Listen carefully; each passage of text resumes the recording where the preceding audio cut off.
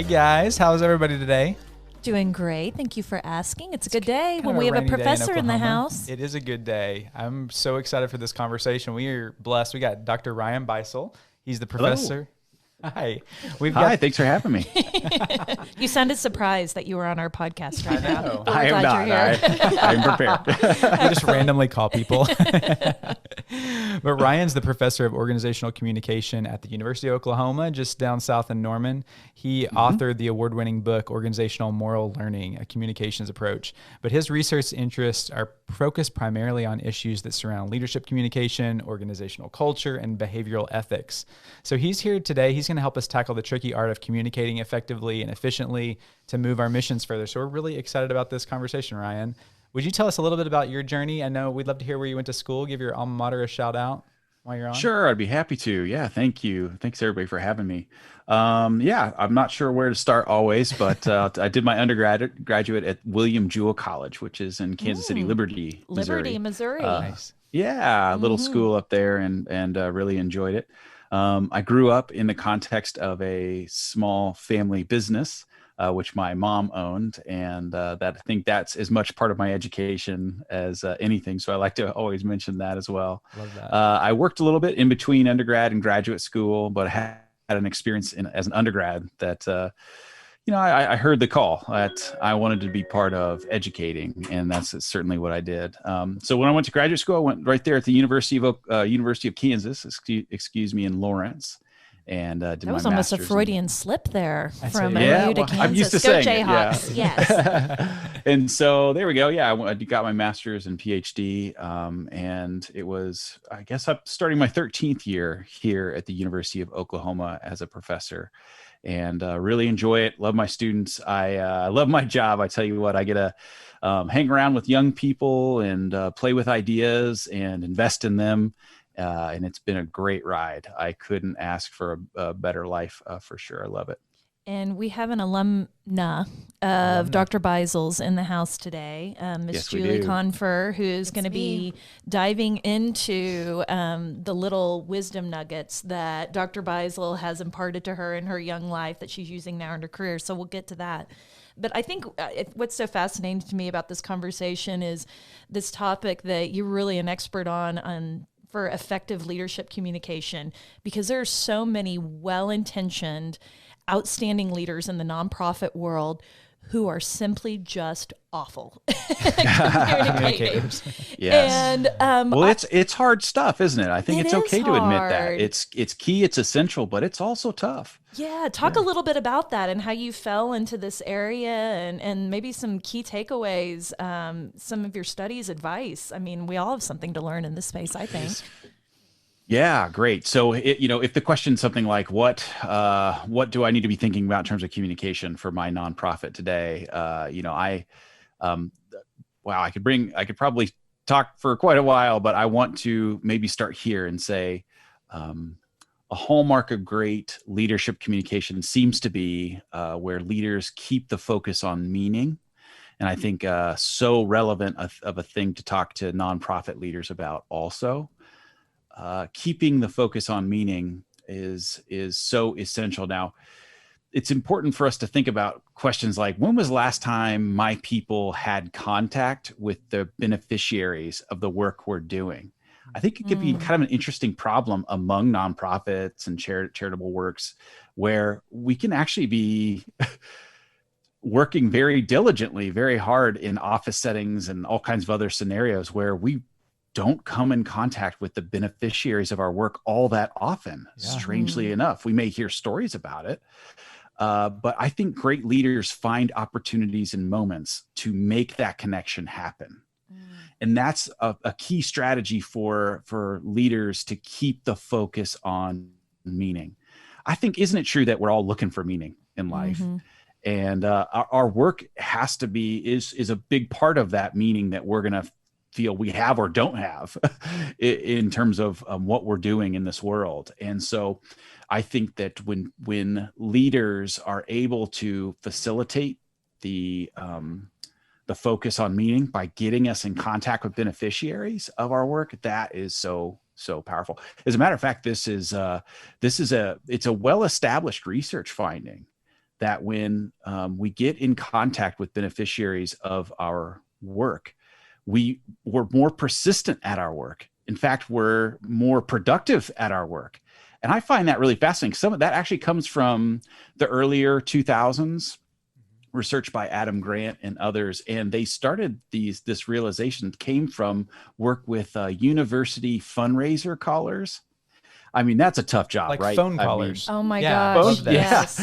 The people in the Telemarketing. John and I banks. used to work with the cowboy Yeah, the callers back in the telemarketing arm. day. There Yeah, I you mean, go. there's very much an art to that. It- So talk about it is. communication needs. Yeah. Yes. Yeah. And I mean, absolutely. So how do you keep folks like that motivated? It's a grind of a job. It needs to be done. It's important. That fundraising needs to be done. And research shows us that when you get people in contact with the beneficiaries of those funds that you raise, people, they'll call more, they'll stay at it longer, they'll actually raise more funds. And I just come back to that point, how do we keep the focus on meaning? People are hungry for it. They're hungry to be affirmed in that their work does have meaning. And telling stories is a great second choice, but actually inviting people along and say, would you tell your story to us? Remind us again what it means that we're doing here. So that's maybe one thought for you. I mean, we talk a lot about the stewardship aspect, that you're trying to tell these stories to your donors, but I think what you're getting at too is that a hallmark of a good leader is bringing their team along to these stories so they can personally wake up and put in their 40, 50 hours a week, whatever it's going to be, especially being remote, with COVID and how it's kind of scattered teams. I think this is a really big deal of keeping the purpose and meaning behind it front and center. So I love that you brought that up. Yeah. Yeah. And something else I would say, just as a sort of a general practice of what seems to be a hallmark of great leadership communication, is that leaders who are great leaders, they take building trust seriously. They not only they keep the focus on meaning, but they really practice day in and day out strategies for building a lot of trust with their people. And that's the thing. It takes a long time to build trust, but we all know trust can be broken really, really fast. Very, very quickly. So it is a labor. And what does that look like practically? I think it looks like, knowing people's names. It does have to do sometimes with the small talk of, what's your interest? What's your hobby? What'd you do last weekend? We can't spend all of our time doing that, but if we're thoughtful about it and we put in a little bit of that time, it can pay off in big ways. And one of the things we know about workplaces where there's a lot of safety, there's a lot of trust, is that it does a couple things which are really great. I mean, one thing which I think is very relevant is it reduces turnover. Mm-hmm. And it sure is nice when we can keep people around. Another thing it does is it helps people tell us problems sooner. If they trust us, if they're safe, they feel safe with us. If we seem approachable and relatable, why then they can tell us a problem sooner. And when we know the problem sooner, we can work collectively to solve it sooner. In a day like this day and age, when we have COVID and everything just seems to be out of control and changing, getting the bad news that you need to lead is pretty key. And not only that, not only will they tell us the bad news sooner, they will take chances, creative chances more often. When you feel like you're not going to be browbeat, you feel like you'll be treated with a lot of dignity. Not that all the ideas are equally interesting or important, but when we have that trust built, when we feel safe with each other, people are going to be more likely to, take a chance and offer a different alternative idea, which we might need. Yeah. I really like this whole concept of don't forget, leaders, to focus on your most important constituency, which is your internal team. Because yes, we're talking about communication and it should start there. But at the end of the day, I mean, it's about community, and we don't want people going into their own offices, siloing out. We understand that we're going to hum more if we're all kind of talking to each other I can just think of so many situations. I'm sure there's people listening who can think of drama in the office, wherever you were, in whatever job. And it typically is because somebody either misconstrued something, so there wasn't clear communication, or they just felt out of the loop. And it's just not a great feeling. And what an easy way to not only build trust, to build passion for your mission, to keep bringing it back to the center of the meaning of why we're doing what we're doing, having those beneficiaries come in. And I think what you've said just about personalizing your communication adds to that community symbiosis. And I love that we have a professor on here, because John and I just think these things and we just kind of say them. But you bring a professor on and there's like data. He has citations on everything he says. You bet. Which is great. Yes. We will put, we'll put some citations in the show notes. You can see exactly where this study was. Happy to do it. I'd love to. And and admittedly, during COVID, it's especially hard to have those small talk moments where you build trust. But hey, I mean, let's also frame that as an opportunity. This is a time when not only people are really need meaning, we need each other. And this might be an opportunity to be creative with our technology usage and continue to build that community and trust, which is going to do a lot for people, I think. And like you said, I like that. Help the team hum along, keep it going in the direction that we need to go. Yeah. So there's a lot of people that'll be listening, a ton in nonprofit, but some just in for-profit business. What would you say? I mean, we're all fairly disconnected depending on the space we're working in right now, as we're doing a lot of virtual work from home. What are some suggestions or tips you could give for leaders, for team members to sort of lean into this concept of connecting beneficiaries, having mission moments, and checking in with their people? So some strategies, I think, right now, of course, I think Zoom is a fantastic. Google Meetup's going to be fantastic strategies for doing that. I don't know, getting people to be there and tell their story. And the thing is, when people can tell their story of how they benefited from work, it can be very eye-opening. And if we can do it once a month, we can do it once a quarter or something like that. It can be very powerful, especially if then once we have somebody tell that story, we echo it. If they say in that story, there's some key phrase, some key anecdote or metaphor, great leadership practice will take that and remind us of it. And it will become a kind of a mantra, a banner under which we do our work. And that might be some key stuff. But more broadly, if we just want to talk about, I think there's probably a lot of anxiety in terms of how do I communicate with my people, given that so much is changing. Mm-hmm. Is that where you're going with that question also, Becky? For sure. Yeah. And I want to speak to that as well. There is some pretty good advice that we know. And I lean really heavily on Dr. Lori Lewis, who has done extensive research on what do people need when they feel uncertain during change in the workplace. So, hey, that is she's what probably we like, are I've been feeling. waiting for this moment, right? Yes. My coming out right here. Yes. Right there. Yeah. Lori, she now's went your and looked time. and she leads with some insight that I think is very relevant to us today, which is basically like sooner and incomplete is better than late and complete. Sooner and incomplete is better than late and complete. And right now, I think that's extremely relevant advice. Especially because the story of what we need to do policy wise, and think, we're learning more about this virus, and of course it's going to change our practices. Does that mean the future's uncertain? Yeah. Is that uncomfortable? Absolutely. But we do begin to help people by just go ahead and be sooner with some information, admit that it's incomplete, admit that we're going to be learning more as we go. But I think there's an anxiety on leaders' part. That anxiety is, I better not say anything till I know the whole story. But hey, that time's not going to show up anytime soon. You need to sit in the discomfort of this unknown, which I do not like at all. I am a planner. I like to know my next move, and there is just no way. I mean, 2020 feels like it has lasted 6 years. I mean, I saw something the other day that said 2020 is turning out like we thought Y2K would be.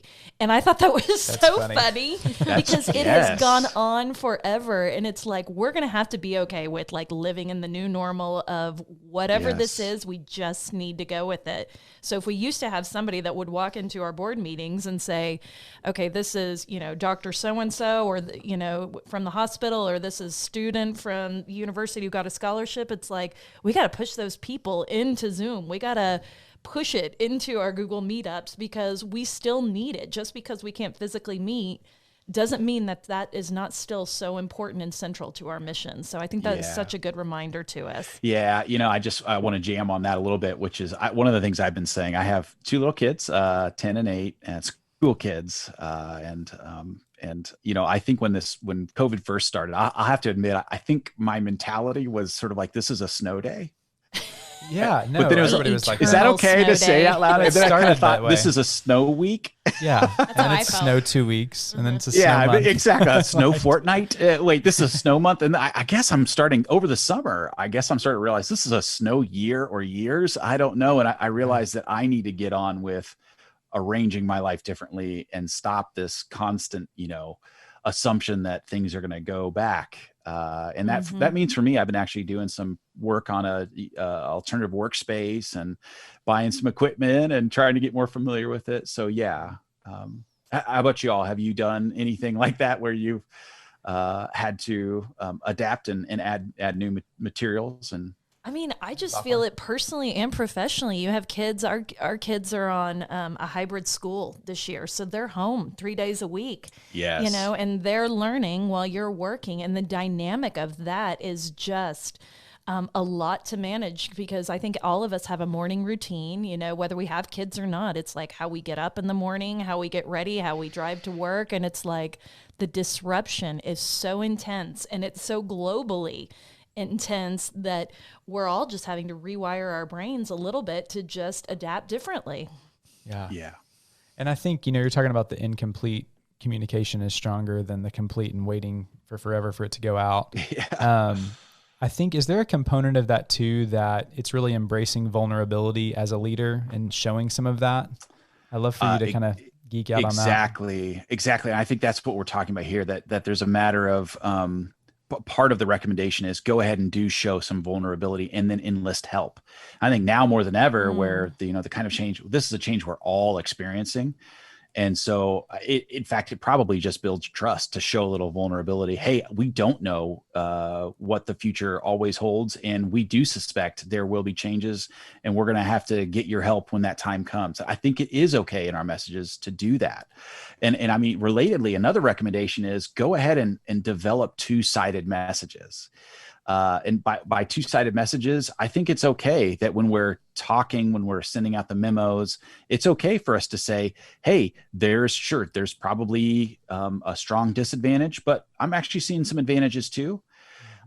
Maybe there's an impulse to want to only sell, quote unquote, sell changes. And it's okay to do that. Point out I'm hopeful and I have some reason for thinking that this might be okay, but it's also okay to give voice to, and yet I am disappointed that I don't get to see your faces quite as much. I think it's okay to talk in those ways. And the fact of the matter is, two-sided messages, they signal vulnerability, yes, but they're in the end actually more persuasive, because we all know I think it pushes back against the cynicism that maybe is so common as well. When you hear overly optimistic messages from leaders, when leaders can give a kind of two-sided messages that reflect some vulnerability, it's going to really come across the way it's needed to. Yeah. It's no different than the Amazon review that has all 5-star ratings. I mean, that is a red flag to us. It's like, this cannot be this perfect. There is no way. Show us, let us peek behind the curtain. Be a little, be human, be raw and emotional, because that's where real connection and authentic connection can happen. I heard that you do this project, and I want you to dive into it with your students because I'm so fascinated by it. And Julie, can you give us like a little intro on what it was, and maybe even just talk to us about what your group did? Because I think this is such an excellent celebration of philanthropy with young college students. Yeah, so this was in Dr. Bisel's small group communication class. It was one of my favorite classes in college, and we just are put into random teams on the first week or two of school, and we just get this assignment to do good. Those are the only instructions. Like 2 words. Really like ambiguous. I'm a planner. We're not really sure where to go with it. I told you to do well while doing good. Do well while doing good. So 5 words. So a few more than 2. But I just remember it. The whole point is to learn how to work in a team. We're always working with teams all throughout our lives. So it was a really practical class. And since I was trying to work towards a nonprofit career, I swung in that I wanted to do fundraising with our team, I think, to have some practice. So we worked with a foster care organization in Norman, and I think we ended up raising like $5,000 or $7,000 just with a 5-person team, and we were one out of maybe 6 teams in his class. So I would love to hear. I've never heard how the project started or what like the genesis of it was. So it'd be cool to hear that and maybe some really cool projects that you've seen come out of it.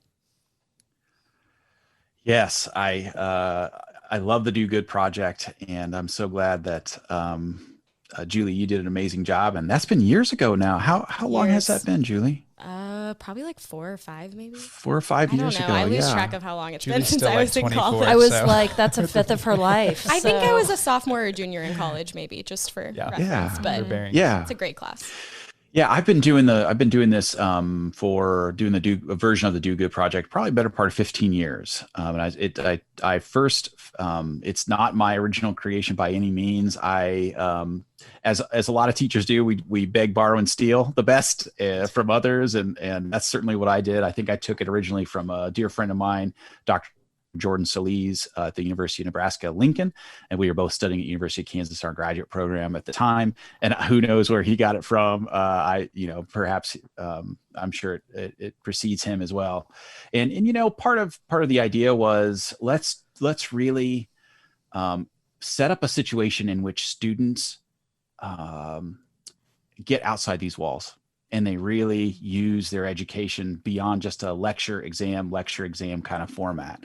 And let's set up a situation in which they surprise themselves at what they can potentially do, especially when they care about the task so much that they will disagree with each other. And for me, that's a key lesson today. Wow. Oh, that is so powerful. I would love to see adults do this. Seriously. What could be the outcome? So give us some examples of what you've seen and how people have taken it in different directions. Yeah, I'd be happy to. I want to give you a wide range of examples because it's a Do Good project. They define for themselves, which to me is a key part of this. This is, hey, go grapple with the ambiguity and come out the other side with some creative solution to what do we mean when we say do good. Maybe I'll start with what Julie was kind of mentioning. There's under our Citizens Advisory Board within our county, there's a nonprofit called Luggage with Love. I think it's in other places it's as well. fantastic. Mm-hmm. Great. Now Julie, is this right? The idea is that they give suitcases that have essential materials to foster children who maybe they've just been placed. Yeah, they've just been placed in a foster home, and sometimes they just walk in with the clothes on their body. So they pack luggage essentially for them. So we were raising money to help. I'm not sure if the organization is still intact today. There is a version of that. I know there's versions of it still, but it was through a local church, and it's an amazing organization. Okay. Yeah. So like with Luggage with Love, something that you all did, like I think a restaurant fundraiser night and had several restaurants. And I love that, students they'll go be bold and they just ask. And I love that they do that. They don't know not to ask, or I don't know. And you ask, and who knows, lots of people sometimes say, you bet. And they raise tremendous amounts of money. I don't know if you know this, Julie, but I actually had yet another class, a team in a class also do a fundraiser with Luggage with Love. And it was similarly very successful. So much so that then I partnered. Then one more semester later, I just straight partnered, and I had all teams work with Luggage for Love. And this time, rather than fundraising, everybody created communication campaigns. And so we kind of became their consultants. And that was it was a quick summer one. So I had to kind of modify and work it quickly, but you were part of starting an interesting partnership. I love that. That's amazing. So I'll give you a sample of also some other things that people have done. There's a special historic house here in our city of Norman. I think it's called like the Moore Lindsay House. And I've had a student team basically renovate the landscaping of this historic house by getting Lowe's and Home Depot to donate materials. And then they, gathered together lots of laborers and knocked it out in a couple of days. And it's just fun. It's just fun to see them do that kind of thing. I've also had a project, I think this is yet again very different, where a team essentially created like a college bound panel day at a high school. in rural Oklahoma. There's some counties in Oklahoma where very few high schoolers actually end up going to college. Of course, there's lots of other great things to do other than college, but one of the things they did is they put together a big panel, and they used their own experiences and interacted with high school students in this rural high school, talked to them about their experiences. Here's what it would take to get signed up, and here's how you might get financing or grants and that kind of thing. And so, big wide range of the kind of things that students end up doing. And it's just always marvelous. And I just always beam with pride at the end of the semester when I see this huge number of things students do. And it's really something special. And the best part of that, we're talking about, the landscaping done, the dollars raised, the luggage given away. But, I just have to believe that what those students get out of personally researching that, being a physical embodiment of pushing that goodness forward, has got to stick with them or be a growing experience. Do you ever sit down and talk about it as a group and say, what did you get out of this? Yes, definitely. And I make them, we don't not only talk about it collectively, but I also have reflection writing as individuals. And that's like one of the last things they'll submit at the end of the semester. The final paper. And final paper. I want to read those, John. That's awesome. Some of them are tear jerkers, I'll tell you. And not all, but quite a few are, and it can be really amazing. I also do hear sometimes from students, past students, and it's very encouraging to hear that. Yeah. And I do think this is the kind of work that if you've done it once, it demystifies it, and you realize, I can do this again. I can volunteer, and I can fundraise, and I can serve my community. And the need is great, isn't it? Once you have eyes to see, the need is great. And so mindfully putting together some ways of helping to solve that can be a tremendous way of adding meaning to all of our lives. Yeah. Agreed. Well, you've definitely cultivated so much good through your class and whatnot. I just wonder if there's a moment in philanthropy or a story that you've been a part of that's really deeply impacted you in your own journey, and if you'd be willing to share that. Yeah, I think every semester that I teach this class, I come across those in big ways and small. But I grew up in a family that was dedicated to doing good. And I saw my parents do that. And so I told you that I was raised in a family business. My mom is very devoted to philanthropy. My father was a milkman, as in a route driver.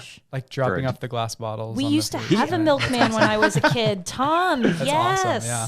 Yes. I know what this is. Well, of course, by the time he retired, he was driving big trucks to grocery stores. But the way I understand it is when he very first got started, there was some of that still going on. And I can vividly remember my parents talking about what they do. I can remember them basically saying, of owning this business and delivering milk. It might be a blue collar job, but I can remember my parents both agreeing that it's actually delivering this milk, which is doing something very special for our community. It's making sure that kids had nutrition. Oh, wow. Your parents got it. Yeah. Yeah, exactly. And I think that made a big impression on me. And then it was my father passed away almost 7 years ago exactly. It's just been a couple weeks, and I was there. It was a wonderful privilege to be there. Held his hand as he passed, and they did a lot of work for Just Food, as it might not be surprising. Just Food, the food bank, and that kind of thing to nourish the hungry. Because that's on their heart, and that was important. And I could also remember as after he passed, we had, of course, a lot of people do memorial donations there, and saw that, and it really encouraged me as well. And so, yeah, I think that's a small act of philanthropy, and it goes back to that point that the need is great, and it's all around us, and how you can actually imbue something as simple as delivering some milk with such great meaning. Let's keep the focus on meaning. You could say that story as I delivered milk and put it in a cooler case, or you could say I was part of helping to ensure that children in our community had nourishment today. Yeah. It's the exact same action. It's not just a PR spin. It's a connection with meaning, which is, You've already kind of detailed through what the goodness that comes from all of that. So I love that. And it connects so much to values. Like I can see how just the way you could shift the lens and how you communicate this can add so much value to your life. And I think it also underscores what, John and I talk about a lot, which is you don't have to give $1 million gift to be able to make a difference in this world. And I think what's so fantastic about what you're doing, Dr. Bisel, is you have these very green, hungry kids who are in college. You have completely taken on this thing that is unique about all of them, which is just they're in this stage of life where they're fearless and they feel untouchable. And it's like, oh my gosh, how do we tap into that and figure out a way that we can just plant the tiniest of seeds that says, you can do this and go find your purpose. And whether you're going to go into nonprofit or whether you're going to go be a businessman or woman or whether you're going to be a stay-at-home mom, it's like find a way that you can plant a seed and water your little part of the world in the way that makes the most sense for you. And it's not quite as scary after you've done it the first time. I think that's such an incredible lesson that you're giving. Yeah, thank you. Mm-hmm. So we ask all of our guests to tell us one good thing. It could be a piece of advice that you could give to the community about something they could do to kind of make the world a better place, a simple hack, something that makes your life easier. What's your one good thing, Dr. Bisel? One good thing that's going to help. Mm-hmm. Is that what you're asking, Becky? Yes. However you want to interpret that. Yeah. Okay. Well, I sure do find a lot of prayer and patience, sometimes together. It's very helpful when we're trying to do good. And I think one of the things that does for me is it reminds me it's not always about me. Mm-hmm. And it reminds me that not everything's in my control, but what's in my control, I'm responsible for. And I need to show up again and do my part consistently. And it is good. It is good to think that maybe there is a grander plan and I can actually work and be part of that plan somehow. So yeah, that's I don't know. Is that okay? That's my one good thing. Not only is it okay, it's great. It's awesome. Yeah, it's really good. Yeah. So how can our listeners, our community connect with you and all the good things that you are doing in this world? Where are you on social, website? Great. Yeah. And, yes. and even your book would be amazing. Yeah, you can come and I guess you could anywhere in the world be a part of Dr. Bisel's class now virtually. So you just have to get into OU. So yeah, you could definitely find me on LinkedIn. Ryan Bisel, Bisel, would be great to connect with anybody on LinkedIn. Yes, my book, Organizational Moral Learning, is available on Amazon. Should be very easy to find. And there I write about a communication perspective on how do we build more ethical cultures in our workplace. So I think it'd probably be related to quite a few of your audience. I also have some other books as well that you might check out, also easy to find on Amazon. And of course you can always drop me a line. I have a faculty page through the University of Oklahoma. Easy to find my email there and my contact information.